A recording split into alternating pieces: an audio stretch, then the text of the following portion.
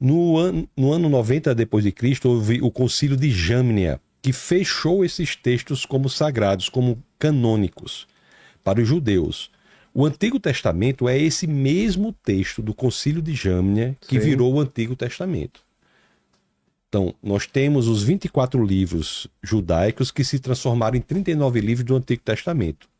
Como é que 24 livros se transformam em 39? Porque eles são mais bem divididos nos 39 livros do Antigo Testamento. Sim. Então, o Antigo Testamento nosso é o livro que foi fechado no Concílio de Jamnia. A Igreja Católica tem 10 textos a mais, que dão 7 livros a mais a esse conjunto de textos e mais acréscimos a Esther e Daniel. Ah, tem versículos a mais? Tem 7 livros a mais e mais acréscimos ao livro de Esther e Daniel. São isso eu não 10 sabia. textos a mais. Mas assim, a Bíblia do Antigo Testamento, que é fechada no Concílio de Jamnia, que é a Bíblia evangélica, É igual? está contida na Bíblia Católica. A Bíblia Católica é esse Antigo Testamento mais 10 textos. Esses 10 textos Vou dar um exemplo. eclesiásticos dá 7 livros a mais e acréscimo a Esther e Daniel. Esse é o Antigo Testamento.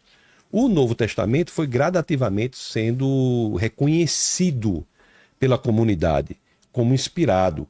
E alguns concílios mesmos reconheceram o que a comunidade já havia reconhecido. Então se formou o Novo Testamento. Então nós temos na Bíblia 39 livros do Antigo Testamento, 27 livros do Novo, formados e construídos em um período de 1500 séculos.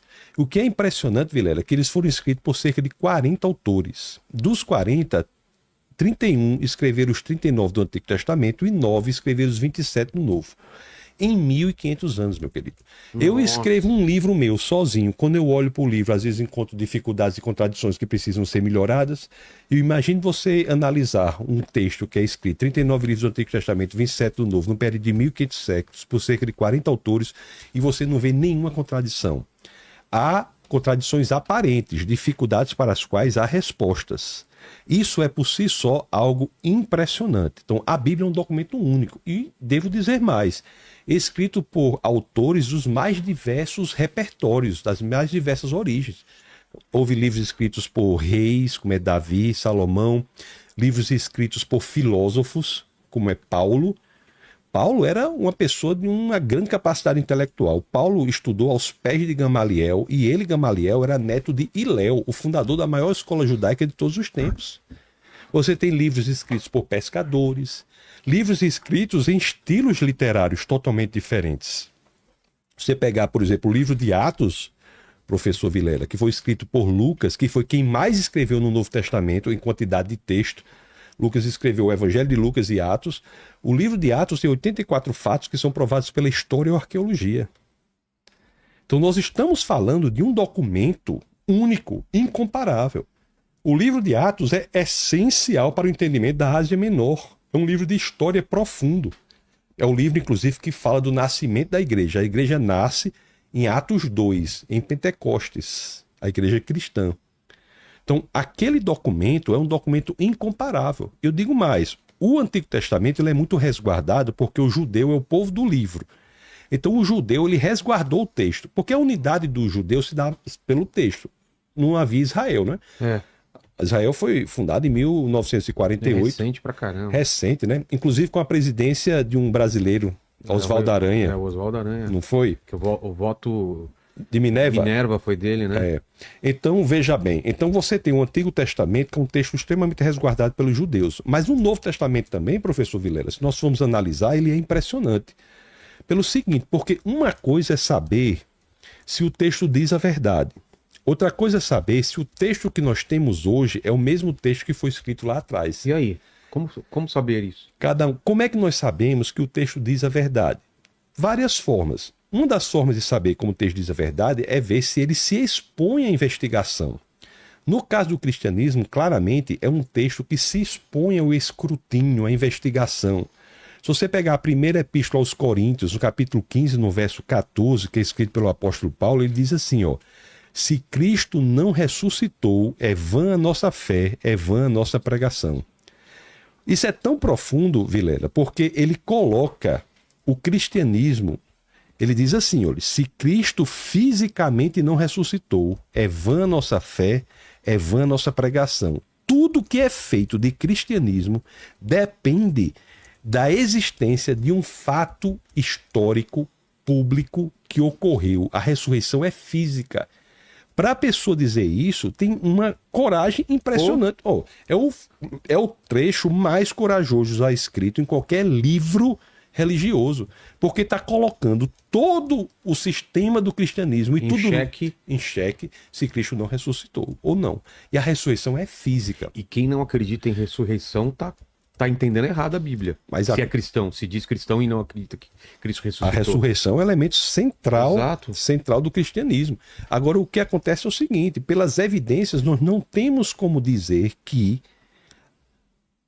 há outra opção senão a de que Deus ressuscitou Jesus entre os mortos. Jesus foi ressuscitado, é a hipótese mais plausível para o que se vê no texto. Existem pensadores como Gary Habermas, que é um intelectual que dedicou metade da vida acadêmica dele às provas históricas da ressurreição. Não confundir com o filósofo Jürgen Habermas, é o historiador Gary Habermas. Então, veja, primeiramente, o texto ele se expõe à investigação. Veja que não é um fato que se quer verdadeiro, mas não é verificável. Você sabe que existe uma diferença entre algo que é verdadeiro e algo que é verificável. Algo pode ser verdadeiro e não ser verificável. Sim, como o amor do pai por um filho. Um filho, mas você pode até investigar o comportamento ser correspondente, mas se você... mas mesmo assim pode ser falseado. Perfeito. Ou então se você me disser assim, Tassos, ontem eu sonhei, aí você me diz o sonho que você teve. Sim. Falando a verdade. Mas eu não tenho como verificar. Como que você vai ver se é realmente o meu sonho? Não tem como, né? Mas Tá desligado aqui a televisão, depois você liga pra gente, por favor. Mas a ressurreição física, pública de um homem é algo verificável. Veja que Paulo não diz assim, não. Se eu tive um encontro com um anjo, se eu tive um sonho, se eu tive uma revelação, tudo isso podia ser verdadeiro. Mas a base do cristianismo é um fato investigável. Então, isso aí é um... Não é assim, eu sonhei, Deus falou comigo por sonho que ele ressuscitou. Não foi isso. Né? Perfeito. Poderia ser verdade, mas não é verificável. Soldados viram, várias pessoas viram a pedra, teve vários testemunhos, ele apareceu inúmeras vezes, né? Várias aparições. E isso, aliás... Pós-morte, né? Após a ressurreição, quem foram as primeiras testemunhas da ressurreição de Jesus? Mulheres. Que eram as pessoas, na teoria, que não seriam tão respeitadas quanto um homem na época, não é? O testemunho da mulher valia tanto quanto o testemunho dessa jujuba aqui. Exato. Na sociedade judaica. Então, colocaram por que mulheres? Porque era verdade. Jamais para um fato central do cristianismo, se fosse mentira, teriam colocado mulheres, teriam colocado os homens cujos testemunhos seriam tidos como fidedignos. Exato. Então, essa é uma prova da análise textual. Tem outras também, né? A mudança de vida dos filósofos, dos apóstolos, dos pensadores, dos seguidores, as pessoas que se entregaram a vida ao Senhor. A mudança de vida dos apóstolos, por exemplo. Você vê que todos eles mudaram radicalmente a vida deles. Todos foram perseguidos, torturados e mortos, à exceção de João, que teve sua pena convertida. Ele foi para Patmos, onde inclusive escreveu Apocalipse. À exceção de João, todos foram perseguidos, torturados e mortos sem negar a fé na ressurreição. Então, da maneira como o texto se expõe, é um texto verdadeiro. Se você abrir, por exemplo, Vilela, em Lucas, no capítulo 3, no verso 1, você vai ter várias alusões ali. Assim, o governador era fulano, o sacerdote era não sei quem, não sei quem. É um texto que só tem todas aquelas autoridades coincidindo como naquele exercício daquele cargo em um ano específico, é o 29 depois de Cristo. Então não é um texto que se expõe. Agora a pergunta é, será que esse texto tão profundo do jeito que é e tão verificável do jeito que é, será que ele não foi mudado ao passar do tempo? Isso. Será? Aí como é que a gente sabe isso? Tem como saber? Tem como saber. Como é que a gente intelectualmente sabe isso? Pelo número de cópias que nós temos do Novo Testamento. Por quê? Porque o quão maior for o número de cópias, mais fácil é identificar se alguém alterou alguma cópia. Comparando entre elas. Comparando entre elas. Então, se nós temos um texto da antiguidade com um número de cópias muito grande, muito facilmente nós conseguiríamos identificar se houve alteração em algum dos textos. No caso dos livros do Novo Testamento, nós temos 5.686 cópias. Na língua em que o Novo Testamento foi escrito, que foi o grego. O Antigo Testamento foi escrito em hebraico, com algumas partes em aramaico. O Novo Testamento foi escrito em grego. 5.686 cópias. Vilela, esse número é muito alto. Pô. Se você tem uma ideia, o segundo texto nessa corrida de número de cópias é a Ilíada de Homero, com 643 cópias. Pessoas que vêm aqui para você falar de Platão, Aristóteles, dos pensadores da antiguidade, ou mesmo de historiadores da antiguidade, Tácito, muito disso nem tem nada escrito, né? Foi passado oralmente. Quando? Perdão, continue. Não, eu falei. Isso, então você veja... Muito não tem nada escrito. E quando não, baseados em 10 cópias. Platão é baseado em 10 cópias. Olha só. E explicar por que tinha tanta cópia? Porque era a maneira que era feita para expandir a mensagem. Agora, quem faziam essas cópias? Eram os cristãos, da igreja? Os cristãos. Agora, veja bem, eram cópias que eram feitas contra a determinação imperial. Não podia? Diocleciano, no ano 303 depois de Cristo, determinou que todas as cópias encontradas fossem destruídas e os cristãos mortos. E por que isso? Porque queria proibir a expansão do cristianismo, atacar o cristianismo. Você assistiu O Nome da Rosa? Assisti, há muito tempo assisti. Que tem lá, no mosteiro e eles estão fazendo cópias, né?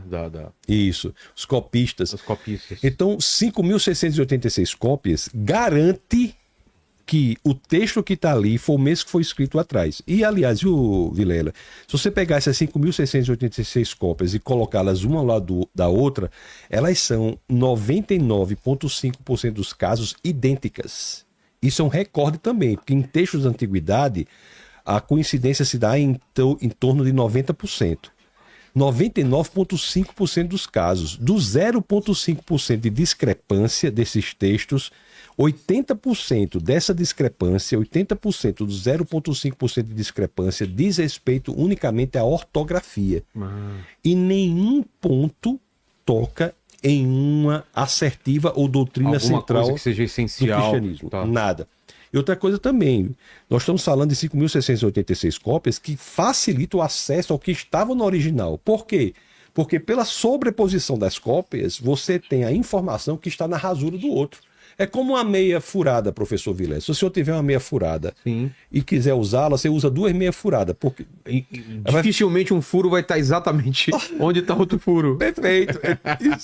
Gostei desse. Então, não vou jogar mais as meias furadas fora. Não, guarde-as numa gaveta específica para este fim. Tá. E o senhor usa duas meias furadas, o furo não vai cobrir, não vai estar no mesmo lugar de outro furo e o problema vai ser resolvido. Entendi. A mesma coisa é a quantidade de cópias. Que maravilha essa.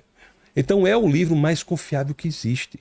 Sem falar também das coisas impressionantes que acontecem.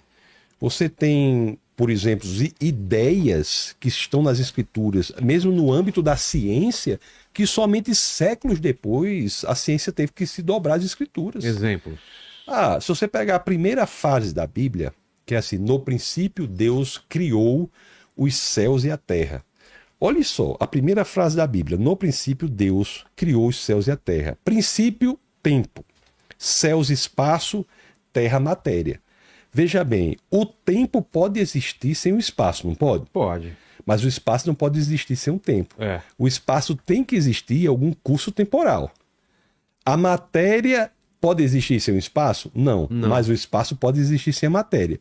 A matéria tem que existir em um espaço, em um curso temporal. Certo. Então, até a ordem é correta. No princípio, tempo. Deus criou os céus, espaço e a terra, matéria. E esse verbo criar não é um verbo qualquer.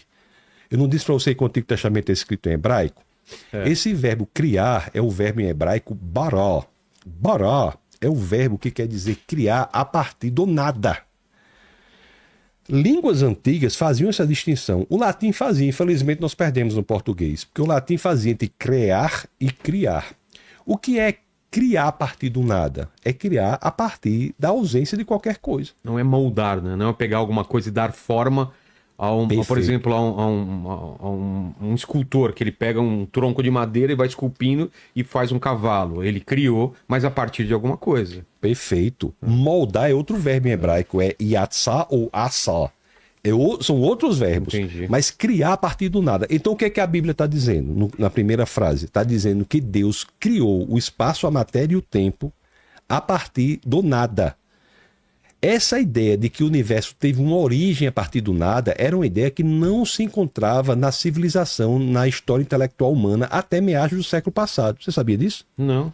Se você pegar qualquer texto, desde a Grécia Antiga até o idealismo alemão em meados do século passado, todos os textos estavam dizendo o quê? Que o universo, de uma forma ou de outra, existia desde sempre. A teogonia grega, por exemplo, dizia o quê? Que Demiurgo havia moldado o universo a partir de uma matéria que existia desde sempre. A ideia que está na Bíblia da criação a partir do nada era tida como esdrúxula demais. Era uma loucura. Como é que alguém pode criar algo a partir do nada? Até explicar o nada é difícil, não é, professor? Pois Guilherme? é.